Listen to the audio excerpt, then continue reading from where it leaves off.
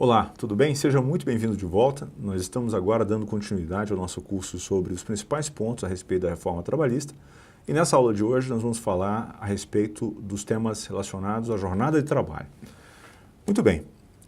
A respeito da jornada de trabalho, nós vamos tocar essencialmente nesses pontos aqui que estão na tela. Teoria do tempo à disposição, vamos falar da mudança que ocorreu no artigo 4º da CLT.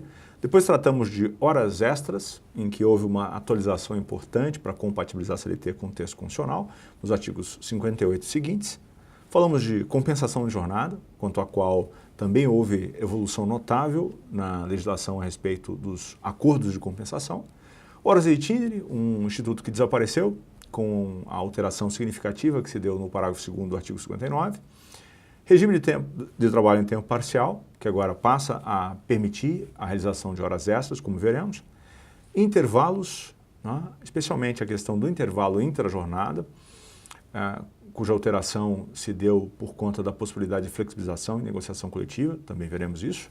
E as férias, né? Esses são essencialmente os tópicos que nós vamos abordar nesta nossa aula. Começando pela questão do tempo à disposição, nós temos hoje como assente, vamos dizer assim, não é? No direito do trabalho pátrio nacional, essa ideia de que o que importa, não é? É o tempo ou melhor, o que importa é o tempo colocado à disposição do empregador e não o tempo de efetivo trabalho. Esta teoria, chamada teoria do tempo à disposição, encontra a previsão expressa no artigo 4º da CLT, no seu caput. O caput se mantém inalterado. E qual é a principal consequência dessa regra? É a de que, no modelo clássico de retribuição no nosso país, não é? Fixado pelo nosso país, que é o modelo de retribuição por unidade de tempo, não importa se o trabalhador efetivamente está trabalhando. Se ele colocou o seu tempo à disposição do empregador, ele deve receber por isso. Então, por exemplo, se você chega ao seu trabalho e há um problema na rede, não é? A rede não funciona e com isso você não vai conseguir trabalhar, aquele dia de salário vai ter que ser pago de todo modo. Por quê? Porque você colocou o seu tempo à disposição do empregador. Esse é o raciocínio. Pois bem, o que mudou exatamente em relação a isso? O que mudou foi a introdução do parágrafo 2º da CLT, parágrafo 2º ao artigo 4º da CLT, em que são indicadas algumas situações nas quais se afasta a presunção de tempo à disposição. São aquelas situações em que, não obstante o empregado registre a sua jornada, nós não poderemos considerar esse tempo como sendo tempo de tempo efetivamente à disposição do empregador. Então, nesses casos, o empregador não vai remunerar por esse período. E quais são essas situações? Basicamente, nós temos dois grupos aqui. Primeiro, aqueles casos em que o empregado se mantém nas instalações do empregador com o objetivo de assegurar a sua própria proteção pessoal. Isso em razão da insegurança das vias públicas, então, enquanto ele aguarda, por exemplo, uma carona, enquanto ele aguarda chegar o horário do ônibus, não é? Ele fica lá dentro, ou em razão das más condições climáticas. Então, está chovendo muito, e o empregado, então, se mantém no estabelecimento, ele não vai receber por isso, naturalmente. Nós aqui afastamos a presunção de que ele está à disposição do empregador. Essa presunção, afastada aqui, era relativa, não é? O segundo conjunto é aquele em que o empregado se mantém nas instalações do empregador para desenvolver atividades particulares, em benefício próprio. Não é? É o caso, por exemplo, de práticas religiosas, do descanso, não é? Então, se ele está lá, por exemplo, participando de um culto, de uma missa, não é?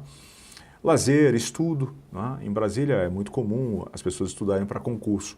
Então, se lá no local de trabalho ele conclui os seus afazeres e aí se engaja numa atividade de formação, de estudo, note que aqui o estudo é para fins particulares, não é o estudo, por exemplo, oferecido pelo próprio empregador, os cursos em que ele exige a participação do empregado com o objetivo de permitir o melhor desempenho das suas atividades profissionais. Não, esses cursos, treinamentos, são parte da jornada de trabalho e devem ser por isso remunerados. Eu me refiro a estudos voltados a assuntos particulares, em benefício pessoal do trabalhador. Alimentação, atividades de relacionamento, não é? Social, enfim. Higiene pessoal, né? E aqui, nesses dois últimos pontos, há uma evolução legislativa que afasta, em tese, a incidência de uma súmula do TST, que é a súmula 366. Higiene pessoal e troca de roupa, né? Ou uniforme. Nesses dois casos se afasta a presunção de tempo à disposição. Lembrando que no último caso, o afastamento dessa presunção só ocorre quando não houver obrigatoriedade de realização da troca de roupa na empresa. Muito bem, então essa foi a principal alteração que se deu no artigo 4º da CLT, não é? Afastar a presunção de tempo à disposição nestas situações específicas. Depois, agora avançando um pouquinho mais, nós podemos falar sobre prorrogação de jornada. Em relação a esse aspecto, a primeira mudança que nós podemos apresentar foi a que se deu no caput do artigo 59. Não é? Em relação a esse caput, nós temos aqui uma mudança, diria, sutil. Né? O artigo dizia antes, como podemos ver aqui na tela, a duração normal do trabalho poderá ser acrescida de horas suplementares em número não excedente de 2, mediante acordo escrito entre empregador e empregado ou mediante contrato coletivo de trabalho.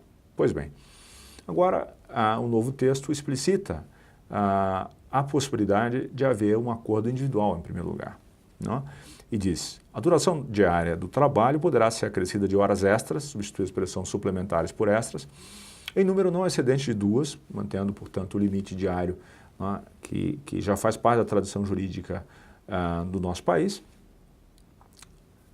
É importante lembrar que esse número de 2 horas pode ser elastecido e, nesse aspecto, se manteve essa possibilidade em algumas situações excepcionais, como, por exemplo, aquelas que decorrem de força maior, ou de necessidade de realização de serviços inadiáveis, previstas no artigo 61 da CLT.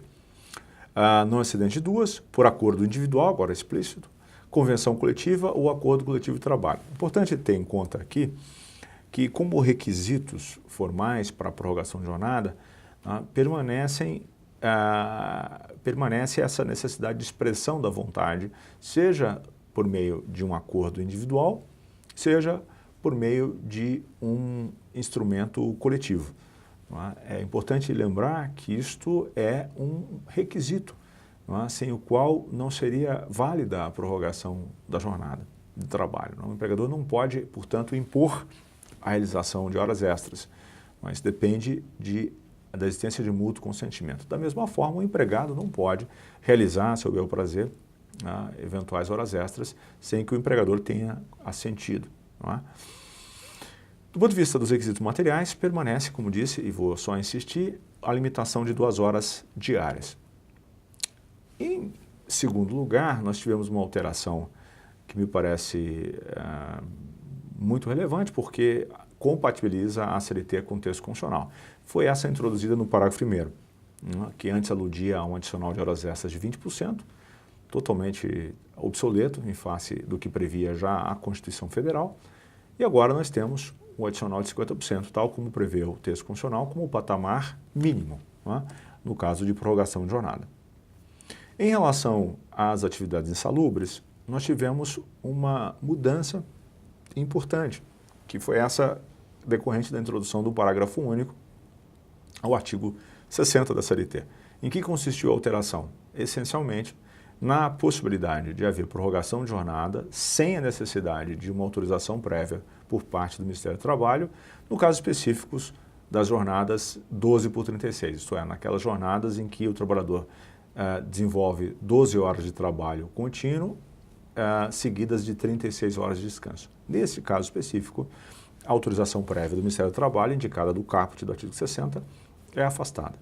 É importante ter em conta que até o advento da medida provisória número 808, de 2017, havia a possibilidade de se afastar a necessidade de autorização do Ministério do Trabalho para prorrogação em atividades insalubres de forma geral. Por negociação coletiva, portanto, era possível afastar. Agora, nós tivemos a revogação desse dispositivo constante do artigo 611-A, por meio desta medida provisória número 808. Portanto, não é mais possível, nem mesmo por negociação coletiva, afastar a prévia autorização do MTE para que se realize a prorrogação de jornada em atividades insalubres. Muito bem. Uma outra mudança que nós temos como relevante foi esta ocorrida em relação ao procedimento nos casos de prorrogação de jornada em situações excepcionais. Não é? A prorrogação de jornada, prevista no artigo 61, pode ocorrer mesmo sem o consentimento do empregado, desde que algumas situações se deem. Não é? É o caso do chamado serviços inadiáveis, quando, por exemplo, o empregado trabalha estocando frios no supermercado, e aí ele já fez lá a sua jornada extraordinária e, concluída essa jornada, ele se dirige ao vestiário quando recebe o anúncio de que acabou de chegar um caminhão, né, repleto de mercadorias para serem estocadas, mercadorias perecíveis, naturalmente. Nesse caso, nós estamos diante de uma hipótese clássica de serviço inadiável. É uma situação em que o empregador pode exigir a prorrogação para além, inclusive, das 2 horas, uma limitação que é a de 4 horas. Muito bem, nesta situação, o empregador deveria, como regra, comunicar ao Ministério do Trabalho no prazo de 10 dias, de acordo com o que estava previsto no parágrafo 1º do artigo 61. Essa necessidade de comunicação ao Ministério do Trabalho desapareceu com a reforma. Podendo, então, nesse caso, o excesso de jornada ser exigido, independentemente de qualquer autorização individual ou coletiva. Muito bem, uma alteração também relevante, que merece destaque, é a que nós temos no artigo 62. Nós já havíamos tratado dessa matéria em uma outra aula, mas é importante ter em conta que, quanto aos trabalhadores que desenvolvem regime de teletrabalho, eles estão privados dos direitos decorrentes de limitação de jornada, conforme a previsão que agora nós temos no inciso 3º do artigo 62. Né? Esta é a regra que passou a vigorar no nosso país com a Lei 13.467.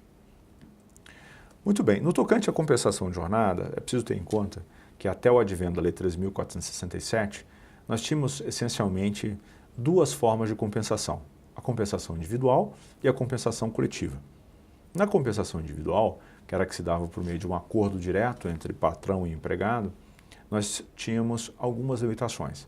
A primeira das quais referia-se à necessidade de um acordo individual escrito. E a segunda, a que dizia respeito ao conteúdo desse acordo, né, que deveria respeitar essencialmente 2 restrições: as 2 horas diárias, então mesmo em regime de compensação, né, no âmbito individual, não seria possível desenvolver uma jornada superior a 10 horas, né, mesmo nesse caso. De outro lado, havia uma restrição que era a necessidade de que a compensação ocorresse no curso da semana. Né? Então, respeitados as 44 horas semanais, se uma pessoa, por exemplo, prorrogasse a sua jornada na segunda-feira, em 2 horas, ela necessariamente teria que receber uma espécie de compensação até o sábado. Então, naquela semana, ele deveria folgar essas 2 horas. Essa limitação era resultante da interpretação que o TST conferia por meio da súmula 85. Esse era o acordo individual. Já no plano coletivo, acordo celebrado por meio das entidades sindicais, seja convenção, seja acordo coletivo, aí nós tínhamos como restrição formal a necessidade desse instrumento coletivo e como restrição material nós tínhamos a limitação das 2 horas extras diárias, da mesma forma que no acordo individual, mas não havia limitação semanal. Nesse banco de horas, nós podíamos admitir a possibilidade de que a compensação ocorresse nos 12 meses subsequentes. Pois bem, isso era o cenário antes, por assim dizer, da reforma trabalhista.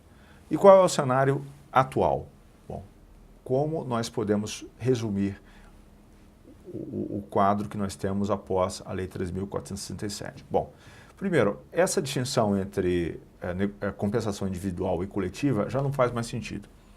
Não é? Me parece muito mais didático estabelecer um outro critério para estabelecer a distinção. E qual seria esse critério? O critério da periodicidade ou da amplitude temporal da compensação. Então, nós temos 3 possibilidades de compensação sob essa perspectiva: compensação mensal, semestral e anual. Então, se o empregador deseja introduzir uma forma de compensação de jornada em que se observe esse limite mensal, ou seja, o sujeito realiza a jornada de trabalho em regime extraordinário, ou seja, faz horas extras, em um mês, necessariamente, tem que haver a compensação.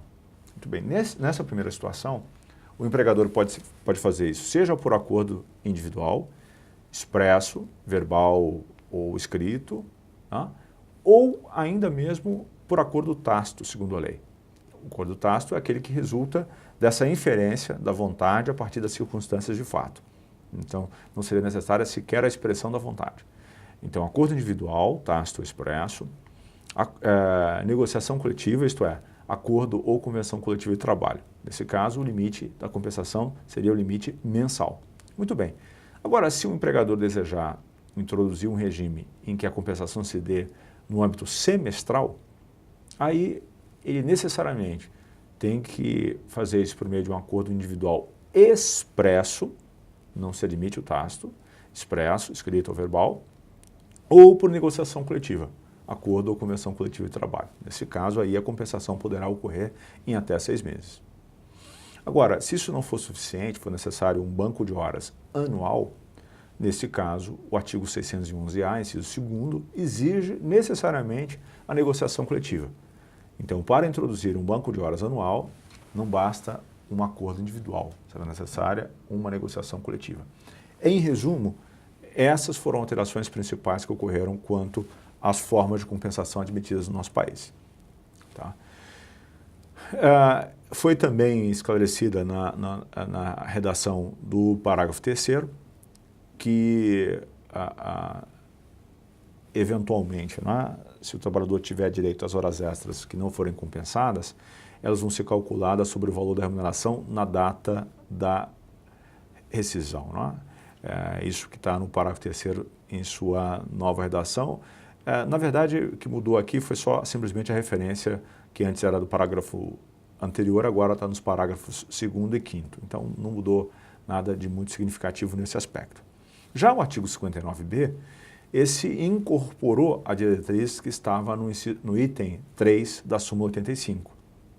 E o que nós temos lá, só para recordar, o que diz o item 3 dessa súmula? Que o não atendimento das exigências formais, das exigências legais para compensação de jornada, inclusive quando ela for ajustada mediante acordo tácito, não implicaria a necessidade de repetição do pagamento das horas extras, desde que não ultrapassada a limitação diária, de 10 horas, ou a duração semanal, que é de 44 horas. Eu entendo que essa regra produz uma certa incompatibilidade, uma certa incoerência, a meu juízo, com as formas de compensação introduzidas com a Lei 3.467, especificamente no tocante à compensação semestral e anual, porque em relação a elas não se admite a possibilidade do ajuste tácito, só em relação a mensal. De todo modo, o artigo 59b simplesmente mantém a diretriz que estava na súmula 3, que eu entendo, salvo o melhor juízo, incompatível com a introdução dessas duas figuras, do banco de horas semestral e do banco de horas anual. Muito bem, uma mudança que ocorreu, nesse caso, em sentido antagônico ao da súmula 85, foi a mudança que ocorreu quanto às consequências jurídicas da prorrogação habitual de jornada. A súmula 85, em seu item 4, dizia que a eventual prestação de horas extras de maneira habitual levava à descaracterização do regime de compensação e, por via de consequência, o pagamento das jornadas que ultrapassassem a limitação semanal normal. Pois bem, agora com o parágrafo único do artigo 59b, fica explícito o entendimento oposto. Esse dispositivo diz categoricamente que a prestação de horas extras habituais não descaracteriza o acordo de compensação de jornada e, muito menos, o banco de horas. Muito bem, uma mudança curiosa que ocorreu foi a que se deu em relação à jornada 12 por 36. Por que curiosa? Porque em um lapso de tempo muito exíguo, nós tivemos duas regras bastante diferentes. Não é? A regra da Lei 3.467 e no mesmo dia, ou melhor, 3 dias após a sua entrada em vigor, nós tivemos o advento de uma nova regra que foi trazida pela MP número 808 de 2017. Muito bem, antes de chegar até a MP, vamos só rememorar aqui as 3 fases. Né? Na verdade, a gente pode falar em 4 fases. Na jornada 12 por 36, o trabalhador desenvolve, então, uma jornada contínua de 12 horas de trabalho, seguida por um descanso de 36 horas. Muito bem. Num primeiro momento, a jurisprudência do TST recusava qualquer validade desse tipo de jornada por considerar que ela seria gravosa, bastante gravosa ao trabalhador e ultrapassaria isso que era o limite geral das 2 horas extras diárias fixado pelo artigo 59 da CLT. Muito bem. Num segundo momento, vamos para a segunda fase, a jurisprudência então passou a admitir a jornada 12 por 36. Isso foi contemplado pela súmula 444, segundo a qual essa jornada poderia ser admitida se houvesse negociação coletiva ou previsão legal expressa. Previsão legal expressa, por exemplo, como a que ocorre na Lei Complementar 150 do trabalhador doméstico. Nesse caso, o TST indicava, não é, que essa jornada 12 por 36, não, ou melhor, o pagamento, não, efetuado pelo empregador nesse regime de 12 por 36 alcançava o repouso semanal remunerado, mas não os feriados. O que isso significava essencialmente? Se o tempo de jornada, né, se a escala do trabalhador, a escala de trabalho coincidisse com o domingo, isto não exigia por parte do empregador o pagamento em dobro. Por quê? Porque nas 36 horas de descanso, ele estaria compensando isso que seria o seu repouso semanal. Até porque a Constituição diz que o descanso deve ser preferencialmente aos domingos, não necessariamente aos domingos. Então a jurisprudência compreendia como uma possibilidade, não é, essa de haver a coincidência do trabalho com o domingo, sem prejuízo da folga semanal. Agora, se ocorresse a coincidência com o feriado, aí não.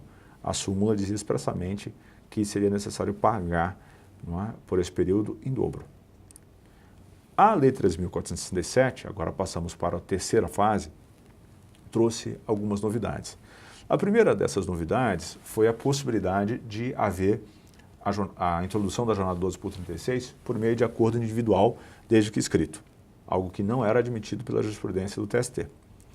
A segunda novidade foi a de afirmar que a remuneração compreendia não só o descanso no domingo, mas também os feriados e até mesmo a prorrogação da jornada noturna.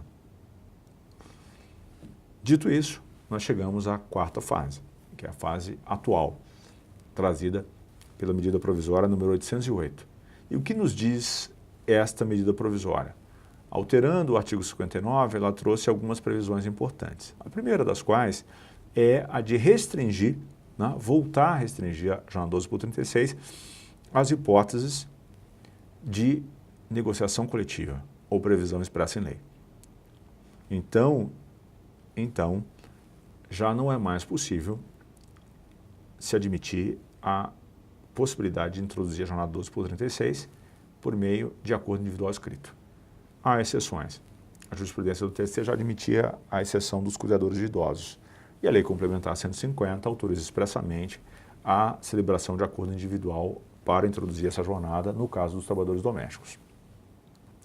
Muito bem, um outro aspecto foi o parágrafo 1º desse dispositivo que afirma, né, eu vou ler e depois comento. A remuneração mensal pactuada pelo horário previsto no caput abrange os pagamentos devidos pelo descanso semanal e pelo descanso em feriados.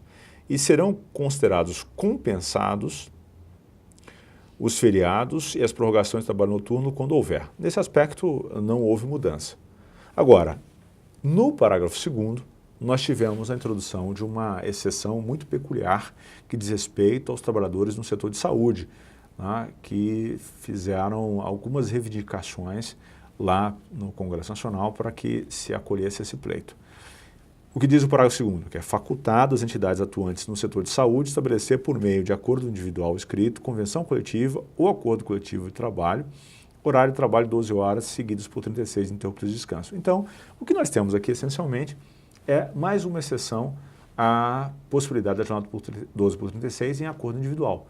Então, além da que eu citei, por exemplo, do empregado doméstico, nós temos agora desses trabalhadores no segmento específico da saúde. Seguindo adiante, nós temos que falar um pouquinho sobre as horas em itinere. As horas em itinere representam um instituto surgido na jurisprudência do TST, especificamente na súmula 90. A súmula 90 estabelecia como critérios para que essas horas em itinere fossem pagas o fornecimento de transporte por parte do empregador, requisito número 1, e a existência de local de difícil acesso ou não servido por transporte público regular. Então, esse segundo elemento é alternativo. O local é de difícil acesso ou não é servido por transporte público regular. Muito bem. Atendidas essas condições, o tempo de deslocamento deveria ser considerado como parte da jornada de trabalho e, por isso, deveria ser pago. Isso era especialmente comum no caso do trabalho rural, para o qual, aliás, o Instituto foi pensado. Muito bem. Com a Lei 3.467, nós tivemos uma alteração profunda nesse aspecto. Essencialmente, nós podemos afirmar que esse Instituto desapareceu. Por quê?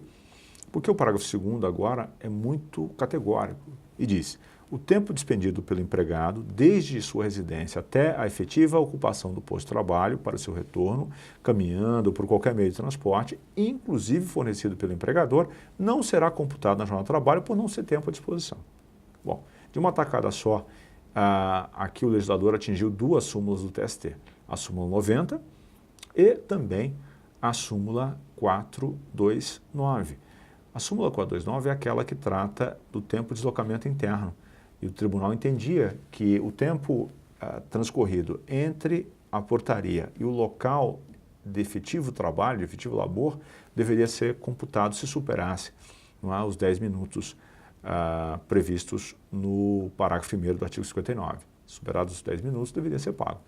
Muito bem, agora já não existe mais esta necessidade de acordo com a literalidade do parágrafo 2º. Sejam as horas de itinere, em sentido estrito, seja o tempo de deslocamento interno, não há mais a necessidade de pagar por esse período, de acordo com a nova redação do dispositivo. Muito bem, e assim nós chegamos à questão do regime de trabalho em tempo parcial, para falar de alguns aspectos. O primeiro deles concerne a essa mudança importantíssima que se deu no 58A, em que se passou a autorizar expressamente a possibilidade de prorrogação de jornada.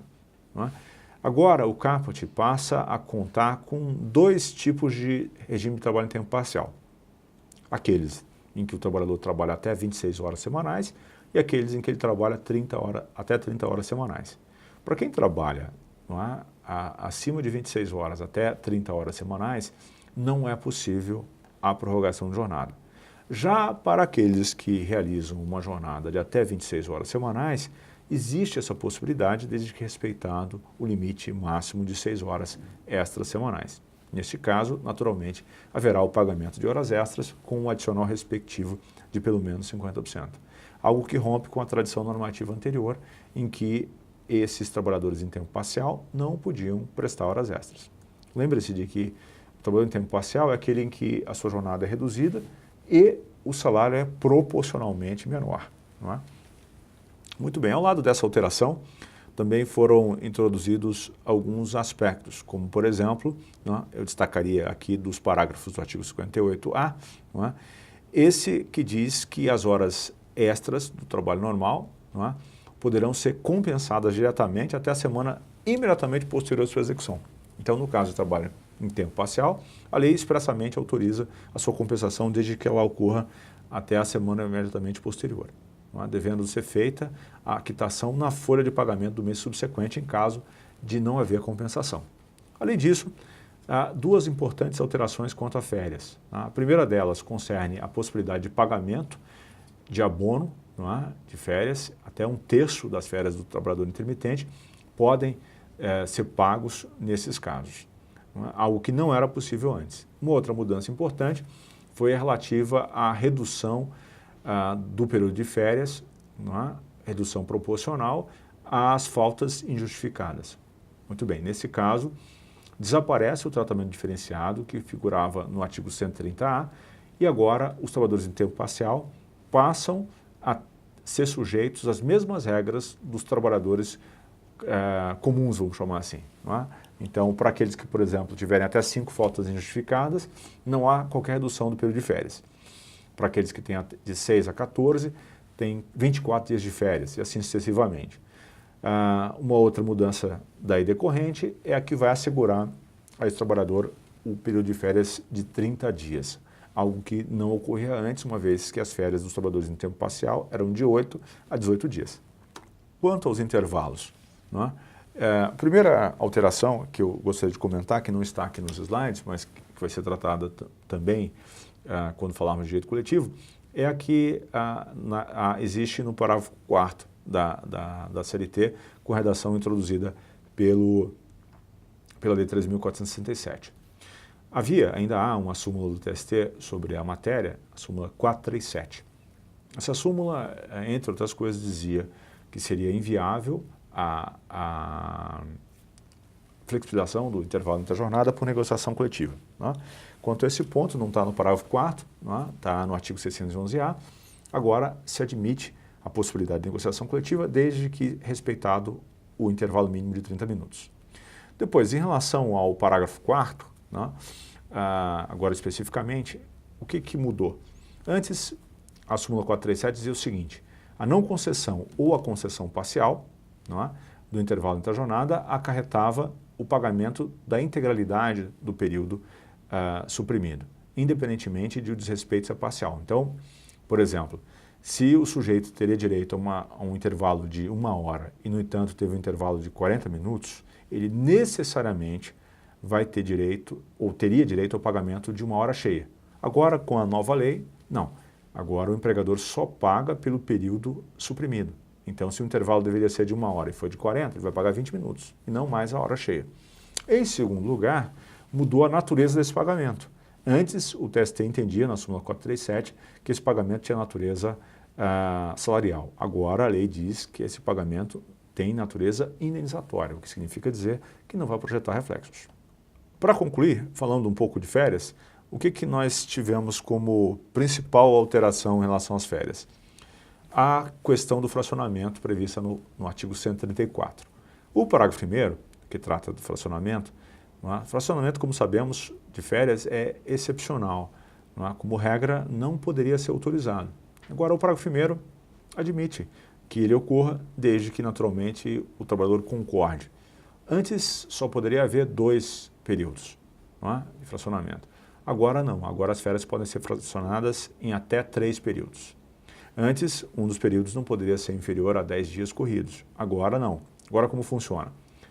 Nesses 3 períodos, um deles não pode ser inferior a 14 dias e os demais não podem ser inferiores a 5 dias corridos cada. Então, na composição, nós temos que considerar um período mínimo de 14 dias para um dos 3 e os 2 outros têm que ser de pelo menos 5 dias. É claro, para assegurar a fruição plena desse direito constitucionalmente previsto ao descanso anual. Não é? Outra mudança que nós tivemos foi o desaparecimento da vedação quanto ao fracionamento das férias em relação a menores de 18 anos e maiores de 50 anos. De fato, não fazia muito sentido, não é? Conforme já ressaltado, não fazia muito sentido impedir que o trabalhador maior de 50 anos, por exemplo, pudesse fracionar suas férias, porque a regra tinha em conta uma expectativa de vida de 49 anos, né? Algo que evoluiu, felizmente, no nosso país significativamente. Muito bem. O artigo 143, que trata da possibilidade de venda das férias, teve o seu parágrafo 3º revogado para autorizar o abono no caso específico dos trabalhadores em tempo parcial. Em essência, quanto à jornada de trabalho, esses foram os aspectos mais importantes. Não é? E com isso, nós encerramos essa nossa aula sobre jornada de trabalho e, agradecendo enormemente a sua paciência, eu gostaria de repetir o meu e-mail, trabalho@gaudio.com.br. Se tiver qualquer dúvida, eu estarei à disposição. Muito obrigado, nos vemos na próxima aula.